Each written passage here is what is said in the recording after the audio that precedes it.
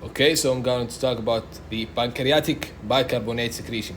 Okay, so there are two main results here.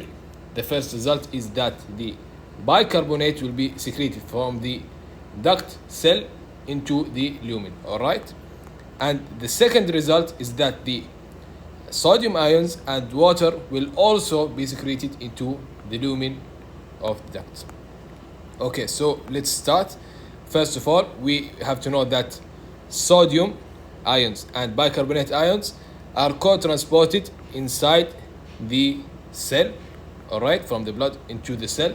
And we have carbon dioxide also transported into the inside of the cell. So the sodium and bicarbonate will stay the same, and we'll talk about them later.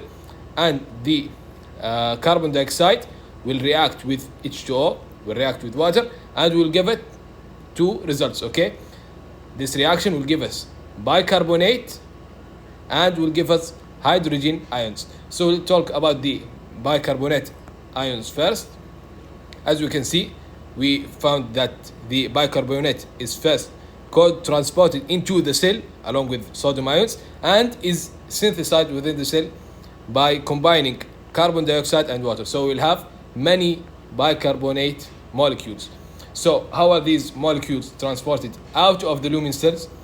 As we can see, here is a transport protein, okay, and here we will have a secondary active transport process where bicarbonate will be pumped out of the cell into the lumen. Okay, so we'll have the bicarbonate out of the cell into the lumen, and we will have the chloride ions pumped into the cell. All right, so the bicarbonate will be pumped outside and the chloride ions will be pumped inside the cell. So the bicarbonate ions are inside the lumen, that's where they are supposed to be. So we will finish with the bicarbonate ions here. But the chloride ions are not supposed to be inside the cell.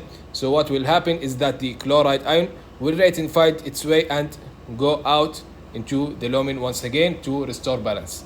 Okay, so bicarbonate will be pumped actively, will be pumped out of the cell, and chloride ions will be pumped into the cell through secondary active transport, and then the chloride ion will find its way back out of the cell.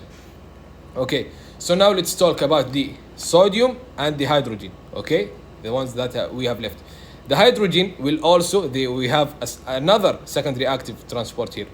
The hydrogen will be pumped out of the cell, all right, so we'll leave the cell into the blood, and sodium ions will be pumped into the inside of the cell. All right, so we'll have hydrogen pumped out of the cell and sodium pumped inside the cell by a secondary active transport process. And so as we can see that sodium was co-transported with bicarbonate here, and it was also pumped into the cell in the secondary active transport with hydrogen. So we have many sodium ions inside the cell. All right, so what will mainly happen, what is important here in this process, is that the sodium ions will leave the cell and go into the lumen. And we always know that if the sodium moves, then water will follow. So since H2O will follow sodium, since water will follow sodium wherever it goes, then we will have water also moving out of the cell into the lumen. All right, so the hydrogen will be pumped out of the cell into the blood, and the sodium will be pumped inside the cell. And then we will have the sodium ions moving out of the cell into the lumen. This part here is the lumen, all right? And since sodium and bicarbonate ions make a gradient pressure, water will also move and go to the lumen. And another thing, that sodium accumulating could go to the lumen, and there is also the sodium potassium pump here that will pump sodium right out of the cell again. But this is not really important here. What we need to know is that bicarbonate and sodium and water will all be secreted into the duct